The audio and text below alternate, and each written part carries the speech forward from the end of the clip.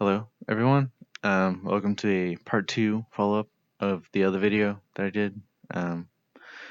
This is, for a refresher, my instrument project and vocoder project that I've been working on with SuperCollider.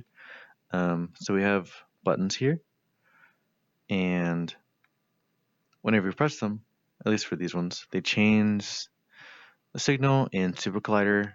I route it into my microphone input into SuperCollider, then output it into here, and I change variables to change the signal with these buttons, the avatar parameters on the avatar, and SuperCollider listens for that, changes the signal, and you hear a voice. So let's try it out. This is vocoder number 1. This is vocoder number 2. This is vocoder number 3. This is vocoder number 5. And this is vocoder number... What? 1, 2, 3, 4, 5. Number 5, yeah.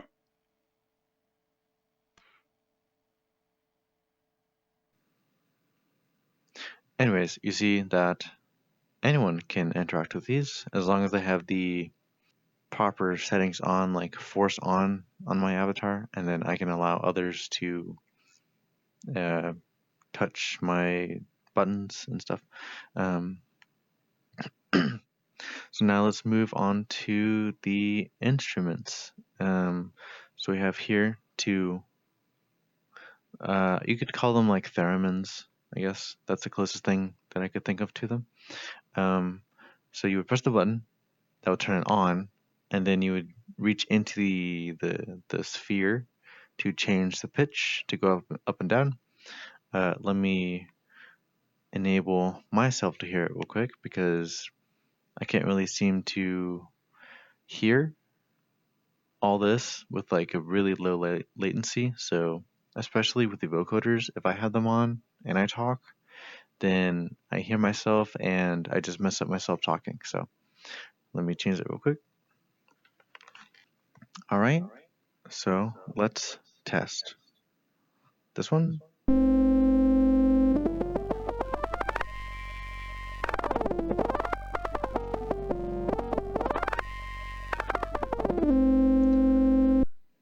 That one was the high-ish kind of synth.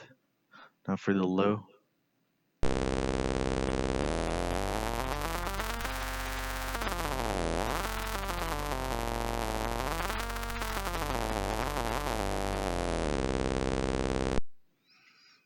All right. Now that's the demonstration. So anyone can really interact with this. It can be, I don't know, off screen somewhere, and they can see this, they can touch it and stuff, play with it, but the actual sound comes out of me, because I can't really move my sound microphone output to like a specific spot. It has to be on me at all times, I guess. That's the only downside to this, I guess, but it lets me have more processing power and capability than I otherwise would not have because of the limitations in VRChat with audio so far. But now let's dig into the code and I'll show you what I've done. Yeah, alright, see you then.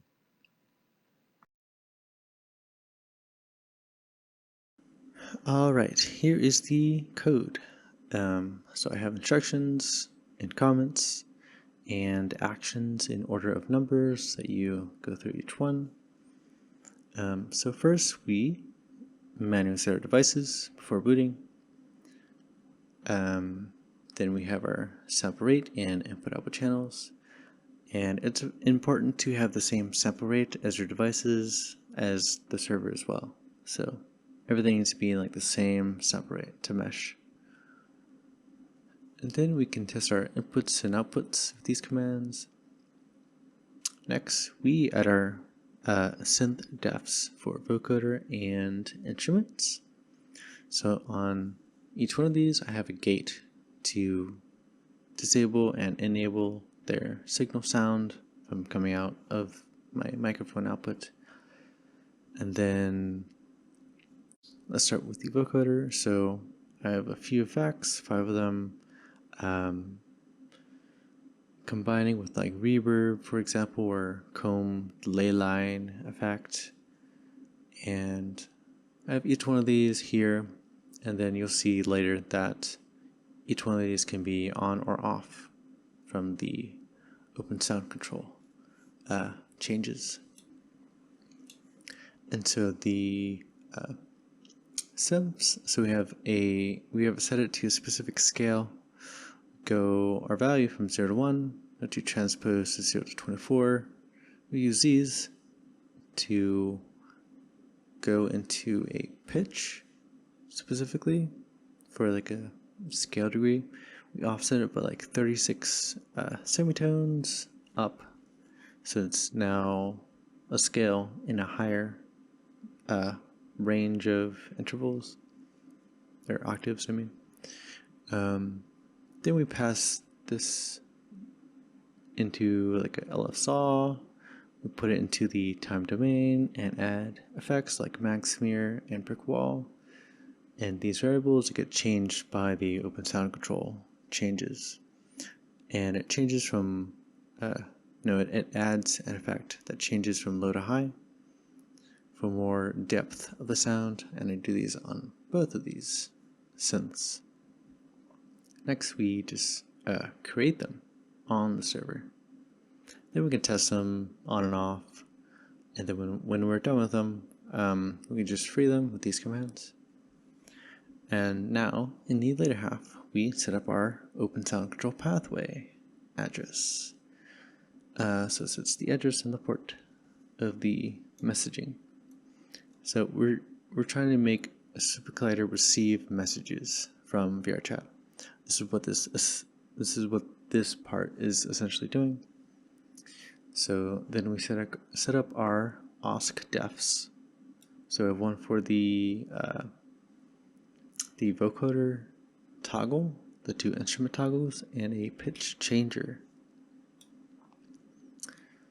So we get a message from the parameter, the specific parameter that we are listening to on this port from this address, and whatever value changes from that, we get the change value in our message. Then we set that into a state variable, which we use for a switch statement. So it goes from 0 to 5, and that sets different values for different things. By default, everything's off. If you do 1, for example, press the A button, then this specific vocoder turns on, but the others turn off. And then, similar with the instrument toggles, this just goes from 0 to 1, so on or off. When you press the button, it's on, let go, it's off. And for the pitch changer, this one is a float number, so it has decimal points in it. It can go up to like 0.999, for example. So it's not just 0 or 1, it's 0, 2, 1.